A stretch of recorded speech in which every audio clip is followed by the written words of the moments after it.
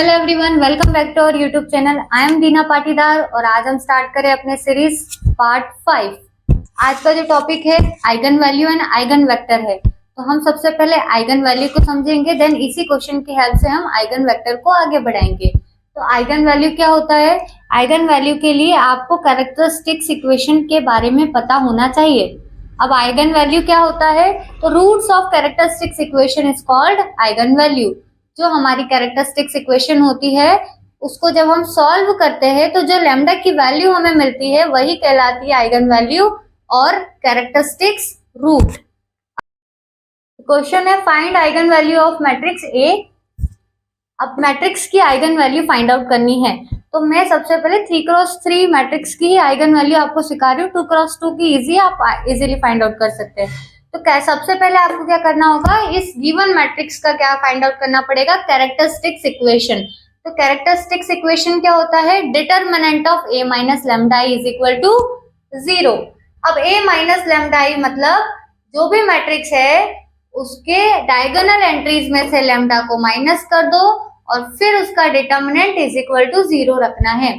जैसे ही आप इसका डिटरमिनेंट को सॉल्व करेंगे तो आपके पास एक लैम्डा की इक्वेशन मिलेगी। उस इक्वेशन को सॉल्व करने पर हमारे पास लैम्डा की वैल्यूज मिल जाएगी और इसी को बोलेंगे हम आइगन वैल्यू। तो हम इस क्वेश्चन को समझते हैं। यहाँ पर हमने इस डिटरमिनेंट को कैसे ओपन किया है? 2 minus lambda as it is लिख दिया और याली रो ये वाला कॉलम छूटा। 2 minus lambda into 1 minus lambda minus 0। Second minus 1 लिया है तो 1 into 1 minus lambda minus 0 plus 1 लिया तो 0 माइनस 0। अब यहाँ पर आप ध्यान से देखोगे तो 2 माइनस लैम्डा का मल्टीप्लाई करोगे तो 2 minus lambda into 2 minus lambda into 1 minus lambda minus 1 minus lambda is equal to 0, क्योंकि ये वाली टर्म तो 0 हो चुकी है।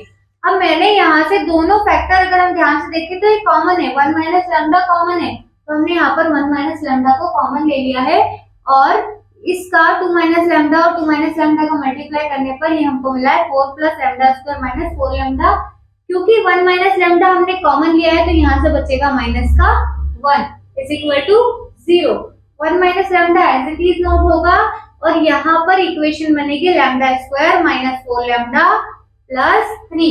इस इक्वेशन के आप मिडिल टर्म स्प्लिट से फैक्टर कर लेंगे तो ये हो जाएंगे 1 minus lambda, lambda minus 3, lambda minus 1 is equal to 0। तो हमें लैम्डा की 3 वैल्यूज मिल चुकी है 1, 1, 3। इन्हीं को बोलेंगे हम आइगन वैल्यू और कैरेक्टरिस्टिक्स रूट।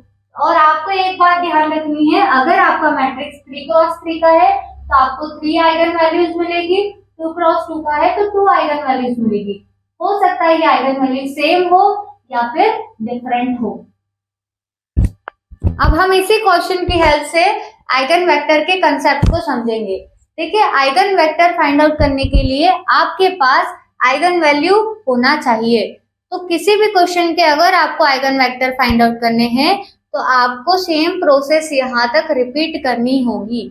आपको आइगन वैल्यूज को निकालनी ही होगी। अब हम आइगन वेक्टर हर आइगन वैल्यू के करस्पॉन्डेंस निकालते हैं। अब हम इसी क्वेश्चन की हेल्प से आइगन वेक्टर को समझेंगे। देखिए, मैंने जैसे बताया कि आइगन वेक्टर निकालने के लिए आपको आइगन वैल्यू तो निकालना ही होगा। तो फर्स्ट हमारा काम यही रहेगा कि हमें आइगन वैल्यू तक सेम प्रोसेस करनी है। तो आइगन वैल्यूज हमारी लास्ट क्वेश्चन की क्या है? 1, 1, 3। अब हम यहाँ पर आइगन वेक्टर का कंसेप्ट ला रहे हैं। तो eigen vector of A corresponding to eigenvalue lambda क्या होता है? Formula a minus lambda I into capital X equal to 0। ये a minus lambda I matrix में है। ओके, अब a माइनस लैम्डा आई को लिखा तो सेम डायगोनल में से लैम्डा को माइनस कर दिया इंटू कैपिटल X की जगह x1, x2, x3 is equal to 0, 0, 0। आप यहाँ पर वेरिएबल कुछ भी ले सकते हैं। मैंने x1, x2, x3 यूज किए। अब इसको इक्वेशन नंबर फर्स्ट दे दिया है। अब आपको क्या करना है? इस इक्वेशन नंबर फर्स्ट में आपकी लैम्डा की वैल्यू को सब्स्टिट्यूट करके आपको लेकर आने हैं आइगन वेक्टर्स। ओके, तो हम यहाँ पर हमारे पास लैम्डा की वैल्यू क्या कहती है? 1, 1, 3। तो 1 तो हम एक ही बार यूज कर पाएंगे। Now for lambda is equal to 1 हमने जैसे lambda is equal to 1 substitute किया तो 2 minus 1, 1, 1, 2 minus 1, 1, 0, 0, 1 minus 1, okay, x1 x2 x3 0 0 0। अब ये हो जाएगा 2 minus 1 1 1 1 1 1 1 0 0 0। x1 x2 x3 equal to 0 0 0। अब यहाँ पर हम रो ऑपरेशन लगा देंगे r2 माइनस r1। जैसे ही हमने गॉस एलिमिनेशन मेथड में इक्वेशन को सॉल्व करना सीखा था, वैसे ही हम यहाँ पर सॉल्व करके x1 x2 x3 के वैल्यू निकालेंगे। तो देखिए यहाँ पर r2 change r2 minus r1 किया, तो ये वाली रो कंप्लीटली 0 हो चुकी है।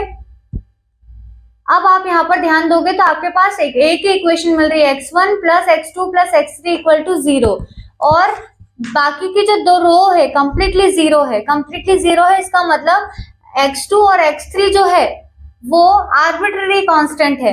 आर्बिट्ररी कांस्टेंट है इसका मतलब आप x2 और x3 के वैल्यू अपनी मर्जी से कुछ भी सब्स्टिट्यूट कर सकते हो। तो मैं यहाँ पर सबसे पहले अज्यूम कर रही हूँ x2 is equal to 1 and x3 is equal to 0। आप कुछ भी कर सकते हैं, लेकिन ये 1 और 0 से इजीली जल्दी आंसर आ जाता है, ज्यादा कैलकुलेशन नहीं करनी होती। तो हमने यहाँ पर x2 की जगह 1 सब्स्टिट्यूट कर दिया है एंड x3 की जगह 0 सब्स्टिट्यूट किया, तो x1 मिल चुका है हमें -1। सेम अब हमने x2 को 0 सब्स्टिट्यूट किया है और x3 को 1 सब्स्टिट्यूट किया है, इस केस में भी हमको x1 मिला है -1। अब आपके दिमाग में आ रहा होगा कि दो x1 के वैल्यू क्यों आई है, तो मैं आपको बता दूं, हमारी जो लैम्डा है ना वो भी तो 1 दो बार रिपीट हो रहा है ना। 1 कितनी बार रिपीट हो रहा है? 2 बार। तो इसके अंदर हमारे पास 2 वेक्टर्स मिलेंगे, क्योंकि 2 आइगन वैल्यू है तो उसके आइगन वेक्टर भी 2 होने चाहिए। ऐसा जरूरी नहीं है कि अगर आइगन वैल्यू 2 बार रिपीट है तो उसके आइगन वेक्टर भी 2 ही हो, वो क्वेश्चन पे डिपेंड करेगा कि उसके आइगन वेक्टर कितने आएंगे। तो इस केस में हमारे पास 2 आइगन वेक्टर मिल रहे हैं। ऐसा क्यों हुआ? क्योंकि हमारे पास 2 रोज 0 हो गई थी कंप्लीटली, और जब भी 2 बार रिपीटेशन हो रहा है और 2 रो पूरी तरह 0 हो जाए तब आपके पास 2 आर्बिट्ररी कांस्टेंट होते हैं, और अगर 2 आर्बिट्ररी कांस्टेंट होंगे तो 2 आइगन वेक्टर मिलेंगे। ओके, तो 2 आइगन वेक्टर क्या क्या मिले? एक बार -1 1 0, एक आइगन वेक्टर हो गया -1 1 0 एंड दूसरा हो जाएगा -1 0 0 1। ठीक है, तो ये आपके लैम्डा इज इक्वल टू 1 के करस्पॉन्डेंस में 2 आइगन वेक्टर मिल चुके हैं। अब हम लैम्डा इज इक्वल टू 3 के लिए भी सेम प्रोसेस अप्लाई करेंगे। नंबर 1 में हम lambda is equal to 3 substitute कर देंगे, तो ये क्या बनेगा? 2 - 3 1 1 1 2 - 3 1 0 0 1 - 3 x1 x2 x3 equal to 0 0 0। ये बचेगा -1 1 1 1 -1 1 0 0 -2। फिर हम उसको थोड़ा सिंप्लीफाई करेंगे तो r2 change r2 plus r1 कर दे, तो r2 प्लस r1 करेंगे तो -1 + 1 0 -1 + 1 0 1 + 1 2। Third row as it is. अब हम यहाँ पर देखें, अगर थर्ड रो में सेकंड रो को प्लस कर देंगे तो ये 0 बच जाएगा, तो हमने यहाँ कर दिया r3 change r3 plus r2, फिर हो गया -1 1 1 0 0 2 एंड ये हो जाएगा पूरी तरह 0, और x1 x2 x3 is equal to 0 0 0। अब यहाँ पर आप इसकी इक्वेशन बनाओगे तो क्या बनेगा? -x1 + x2 + x3 equal to 0, और सेकंड इक्वेशन क्या बनेगी? 2x3 equal to 0। तो 2x3 इक्वल टू 0 से हमारे पास x3 की वैल्यू क्या आ चुकी है? 0 आ चुकी है। अब देखो x1 तो हमारे पास है इक्वेशन में, x1 वाली टर्म 0 नहीं हुई है, लेकिन कंफ्यूजन ये है कि x2 आर्बिट्ररी है या फिर x3 आर्बिट्ररी है। तो आपको ये ध्यान रखना है कि x3 की वैल्यू तो हमको 0 मिल चुकी है, तो यहाँ पर आर्बिट्ररी कांस्टेंट है हमारा x2, तो हम x2 की वैल्यू कुछ भी मान लेंगे यहाँ पर। लेट x2 इक्वल्स टू 1, तो जैसे ही आपने x2 1 माना तो -x1 + 1 और x3 की वैल्यू 0 इज इक्वल टू 0, तो आपके पास x1 मिल चुका है 1। तो यहाँ पर eigen vector correspondence lambda is equal to 3 क्या हो जाएगा? x3 equal to 1 1 0। तो इस तरीके से हम आइगन वैल्यू के correspondence eigen vector find out कर लेते हैं। तो अब हम इस क्वेश्चन की हेल्प से समझेंगे eigen value and eigen vector अगर हम फाइंड आउट कर रहे हैं तो आइगन वैल्यूज तो जितना मैट्रिक्स का ऑर्डर होता है उतनी ही आइगन वैल्यूज होती है, लेकिन जो आइगन वेक्टर है ऐसा जरूरी नहीं है कि मैट्रिक्स का ऑर्डर 3 है तो उसकी आइगन वेक्टर भी 3 ही हो। ओके, तो हम यहाँ क्वेश्चन लेते हैं a इज इक्वल टू 1 1 0 0 1 1 0 0 1। इसका हमें eigen value and eigen vector find out करना है। आइगन वैल्यू फाइंड आउट करने के लिए हम characteristics equation of A find out करेंगे। इसके लिए हमें मैट्रिक्स के डायगोनल एंट्रीज में से लैम्डा को माइनस करके डिटर्मिनेंट में लिख के 0 के इक्वल सब्स्टिट्यूट करना है और फिर इसको ओपन करेंगे तो हमारे पास एक इक्वेशन मिलेगी 1 minus lambda whole cube equal to 0। इसका मतलब लैम्डा की 3 वैल्यू आई है जो कि सेम है। Lambda is equal to 1 1 1। तीनों आइगन वैल्यूज कैसी है? सेम है। अब हम देखते हैं कि इन तीनों आइगन वैल्यूज के करस्पॉन्डिंग में हमको 3 आइगन वेक्टर मिलते हैं या नहीं मिलते हैं। तो eigen vector of A corresponding to lambda क्या होता है? Formula a minus lambda I into x equal to 0। इसका मतलब जो मैट्रिक्स है उसके डायगोनल एंट्रीज में से लैम्डा को माइनस करना है इंटू x1 x2 x3 वाला मैट्रिक्स इक्वल टू 0 0 0। अब हमारे पास आइगन वैल्यू तो सेम ही है, लैम्डा इज इक्वल टू 1। तो हमने for lambda is equal to 1 यहाँ पर जहां जहां लैम्डा है वहां पर 1 रख दिया है। 1 माइनस 1 1 0 0 1 माइनस 1 1 0 0 1 माइनस 1 एंड ये सब कुछ एज इट इज रहेगा। इक्वेशन क्या बन रहा है? मैट्रिक्स क्या बन रहा है? 0 1 0 0 0 1 0 0 0। अब आप इसको जब इक्वेशन में कन्वर्ट करेंगे तो कैसा बनेगा? ये x2 equal to 0 and x3 equal to 0। आप अगर ध्यान से देखोगे तो कोई भी इक्वेशन में x1 नहीं आया है, हमें सिर्फ x2 एंड x3 की वैल्यू मिली है। तो x1 नहीं आया है इसका मतलब कि x1 आप कुछ भी ले सकते हो। x1 है आपका आर्बिट्ररी कांस्टेंट, तो आपने x1 ले लिया है आर्बिट्ररी कांस्टेंट, तो x1 आ गया है 1। तो eigen vector corresponding to lambda is equal to 1 क्या हो जाएगा? Capital x1 equal to 1 0 0। अब आपके दिमाग में आ रहा होगा कि लास्ट क्वेश्चन में तो हमने आर्बिट्ररी कांस्टेंट 2 निकाले थे, x2 और x3। इस क्वेश्चन में तो एक ही आर्बिट्ररी कांस्टेंट हो रहा है। वो इसीलिए हुआ क्योंकि आप देखो यहाँ पर डायरेक्टली x2 और x3 की तो वैल्यू मिल ही चुकी है ना, तो इनको तो अपन आर्बिट्ररी मान नहीं सकते। लेकिन x1 आपको इनके अंदर कहीं भी नहीं दिख रहा है, इसीलिए x1 क्या हो गया? आपका आर्बिट्ररी कांस्टेंट हो गया है। अब x1 इक्वल्स टू 1, क्योंकि एक ही आर्बिट्ररी कांस्टेंट है तो वेक्टर भी एक ही आएगा। 2 आर्बिट्ररी कांस्टेंट होंगे तो 2 वेक्टर आएंगे, 3 आर्बिट्ररी कांस्टेंट होते तो 3 आइगन वेक्टर आते।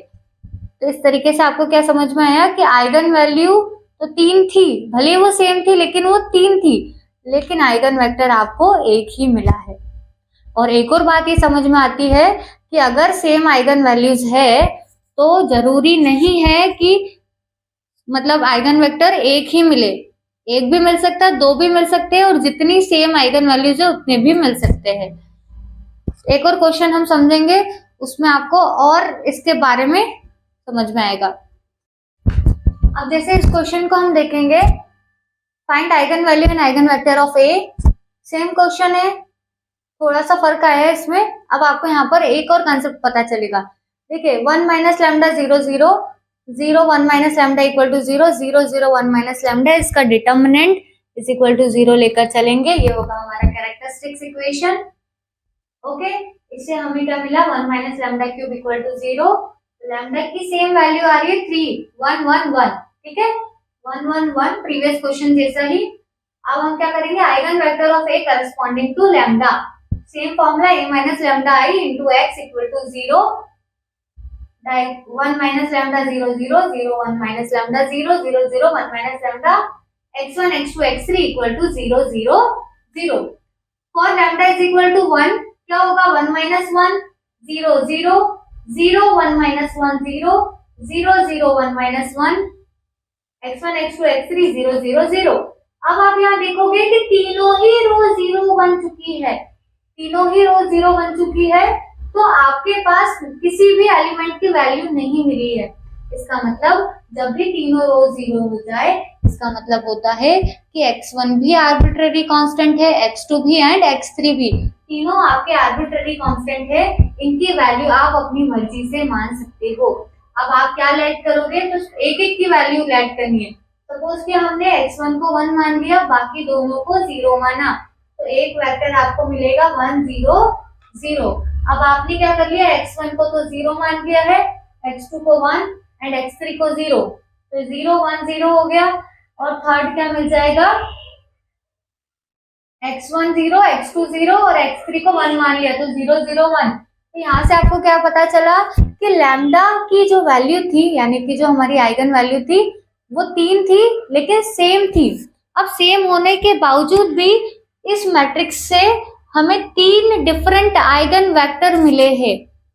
तो अगर आइगन वैल्यू सेम है तो जरूरी नहीं है कि उसका आइगन वेक्टर भी एक ही हो।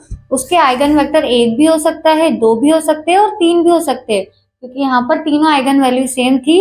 तो आइगन वेक्टर 1 भी हो सकता है, 2 भी हो सकते हैं और 3 भी हो सकते हैं। ये आपके मैट्रिक्स पर डिपेंड करेगा कि क्या सिचुएशन बन रही है।